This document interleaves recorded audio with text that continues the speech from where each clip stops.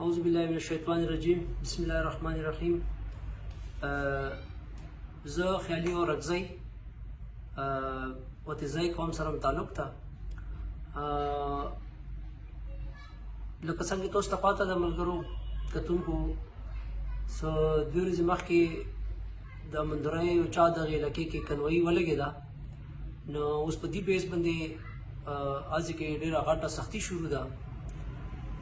نو چونکې لکه څنګه تاسو ته پاته ده چې د روډ حفاظت یا په روډ باندې د عام خلکو حفاظت کول چې کوم دي هغه د حکومت وقت کار ده. نو دا خو بهرحال مو بار بار حکومت ته دا واضحه کړې ده چې روډ ذمهوران مو مخکې اخیستې ده، نیمو بیا اخلو. روډ ذمهوران ته خپله ده چې په دې باندې که کنوایي لګېږي او که څوک څه قسم ته حرکتونه کوي هغه یې تو ذمهورۍ ده چې دو خلکو ته به ته سیکورټي ورکوي.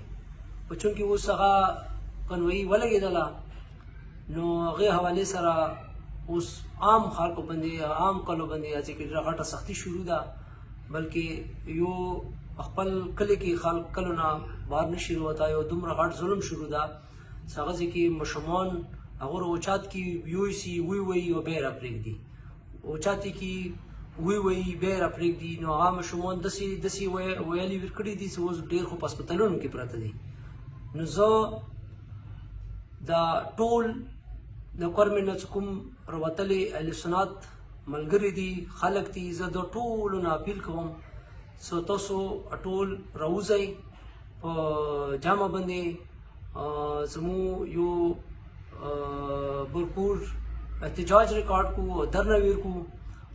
موږ خپله مشوره دا ده چې د درنه په څپرۍ کې ورکول پکار دي، چونکې ویلې چې څپرۍ بند کړې ده، څپرۍ نه مو مخکې خپل کلو ته نشو تللی او په غرونو باندې په هر په کور په سرونو باندې راته آرمي والا پولیس والا دا ناست دي. نو موږ خپل کورونه نه وتی شو نه ورنه وتی شو. نو دې حوالې سره مو بھرپور احتجاج ریکارډ کول غواړو.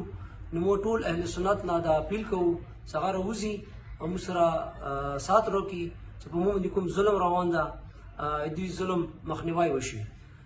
لکه څنګه تاسو ته پاته ده چې مو په آئین پاکستان کې اندر لګیا یو، خپل حق غواړو چې تاسو خبر یو چې په بګن باندې 22 نومبر باندې لشکرکشي شوې وه. نو هغه حوالې سره مو بګن دپاره انصاف غواړو، خو بیا هغه د پاکستان آئین کې اندر مطلب خپل احتجاج ریکارډ کوو، درنې ورکوو اور مطلب مقتدر خلکو نه حکومت پاکستان نه مو دا بلکې صوبایي حکومت نه مو دا مطالبه کوو بار بار چې موږ ته د انصاف راکړی شي.